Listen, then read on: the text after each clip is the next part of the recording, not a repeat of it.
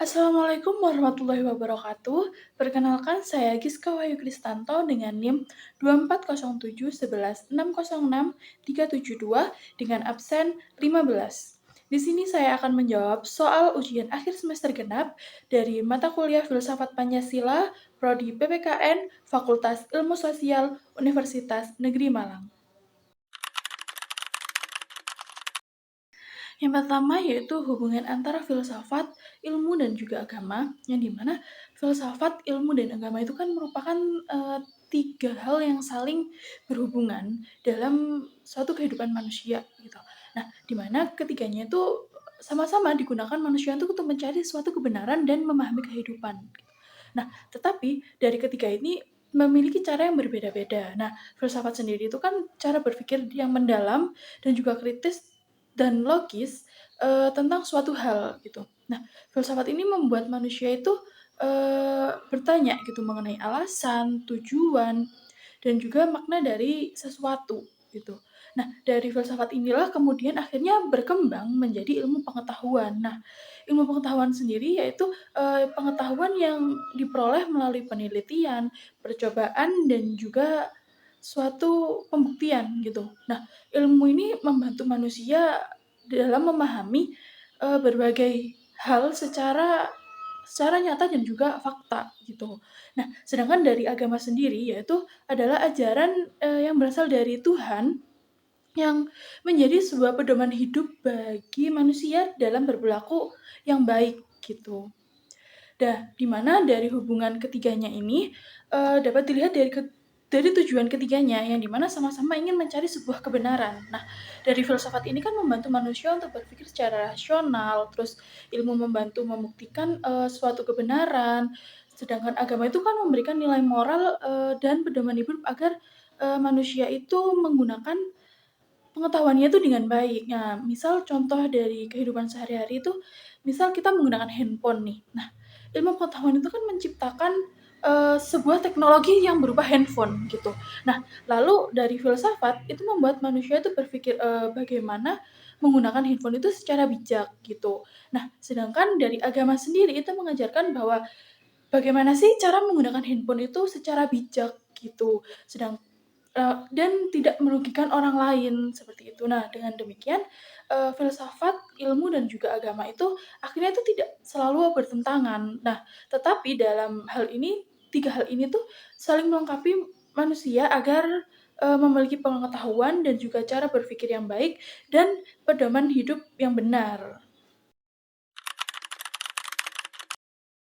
Yang kedua yaitu, kedudukan agama dalam filsafat Pancasila. Nah, kedudukan agama dalam filsafat Pancasila itu menurut saya sangat penting, yang mana karena agama itu kan menjadi, dasar dalam kehidupan bangsa di Indonesia, gitu. Nah, hal ini tuh kan terlihat dari sila pertama yaitu, ketuhanan yang Maha Esa. Nah, dalam filsafat Pancasila, agama itu kan menjadi sebuah pedoman manusia untuk berlaku baik, terus menghormati sesama, dan juga menjalankan kehidupan itu sesuai dengan moral yang benar gitu. Nah, agama itu kan juga, mengajarkan nilai seperti kejujuran, toleransi, tolong-menolong, dan juga, keadilan yang sesuai dengan nilai-nilai yang ada di Pancasila gitu. Nah, karena itu, masyarakat yang ada di Indonesia itu diharapkan akan tetap menghormati sebuah perbedaan yang ada dalam agama gitu. Agar apa? Agar kita itu sebagai bangsa Indonesia itu tetap saling, hidup rukun satu sama lain.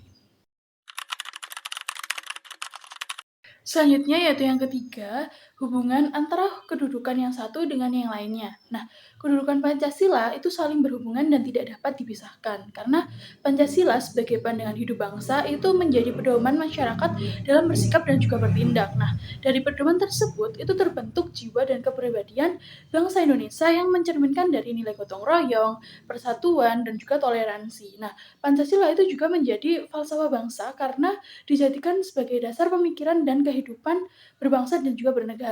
Nah, selain itu Pancasila itu menjadi ideologi bangsa yang memberikan arah dan tujuan, bagi negara Indonesia.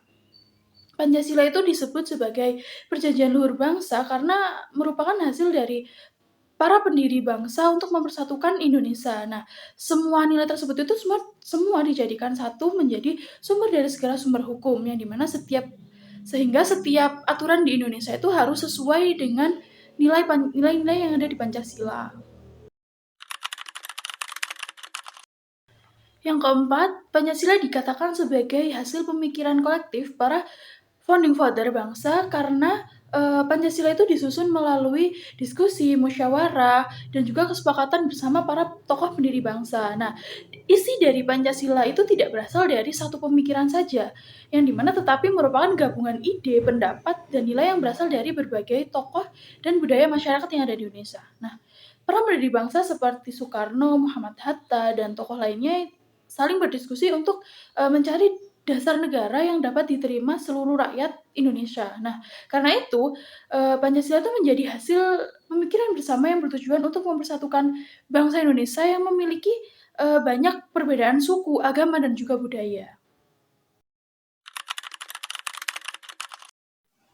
Selanjutnya yang nomor 5 yaitu yang dimaksud dengan susunan sila-sila Pancasila itu bersifat hierarkis sistematis, itu karena setiap sila itu memiliki hubungan yang berurutan dan saling berkaitan satu sama lain, yang dimana sila pertama itu menjadi dasar bagi sila berikutnya. Nah, kemudian dari sila berikutnya itu mendukung sila setelahnya. Jadi, kelima sila itu tidak dapat dipisahkan atau dibalik urutannya.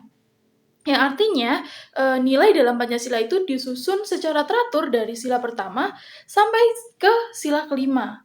Misalnya, jika masyarakat itu memiliki sikap berketuhanan sesuai sila pertama, maka mereka akan lebih mudah memiliki sikap kemanusiaan, menjaga persatuan, bermusyawarah, dan menciptakan keadilan sosial.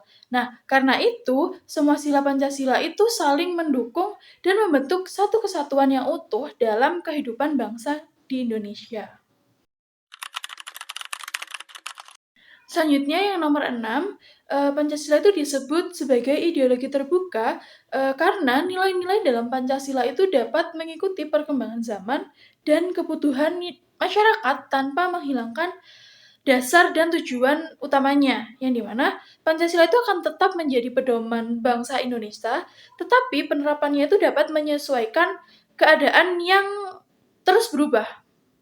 Yang artinya, Pancasila itu dapat menerima perkembangan ilmu pengetahuan, teknologi, perubahan sosial, selama tetap sesuai dengan nilai kemanusiaan, persatuan, dan juga keadilan. Nah, contohnya pada perkembangan teknologi dan media sosial saat ini, masyarakat itu kan bebas menggunakan internet untuk belajar, nah, bekerja, dan juga untuk berkomunikasi semuanya. Namun, dari penggunaan teknologi tersebut itu tetap harus sesuai dengan nilai-nilai Pancasila, seperti kita harus saling menghormati, tidak menyebar hoaks, dan menjaga persatuan bangsa Indonesia.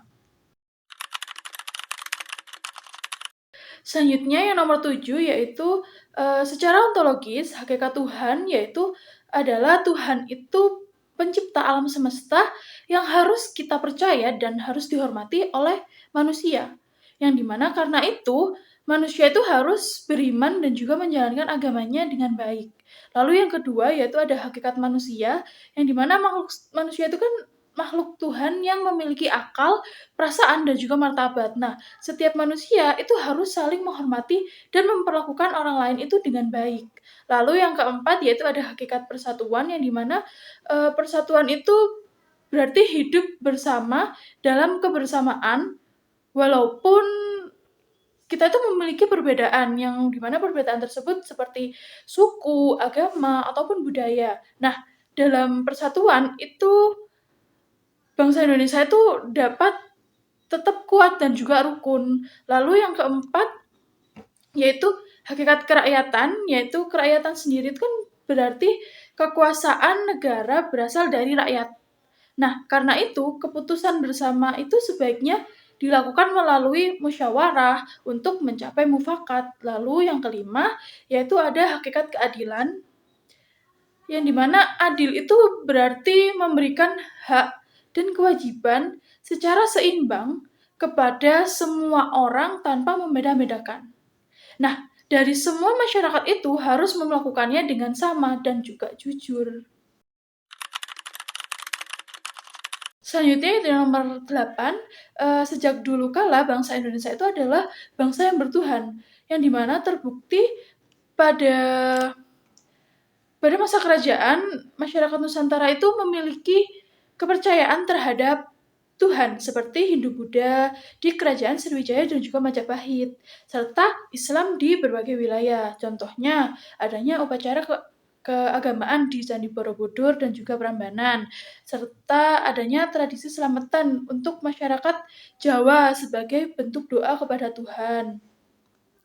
Lalu kedua yaitu bangsa Indonesia adalah bangsa yang berkemanusiaan. Nah, nilai kemanusiaan itu kan sudah terlihat dari kebiasaan masyarakat yang menghargai sesama dan tidak membedakan status sosialnya, yang dimana contoh pada masa penjajahan, rakyat itu kan saling membantu dan merawat pejuang yang terluka tanpa melihat asal daerahnya, begitu.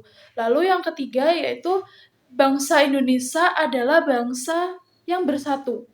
Nah, walaupun terdiri dari banyak kerajaan dan suku, masyarakat Nusantara itu sering bekerja sama dalam menghadapi ancaman dari luar. Contohnya, kerjasama berbagai kerajaan di Nusantara saat melawan penjajah Belanda dari dalam berbagai daerah, seperti itu.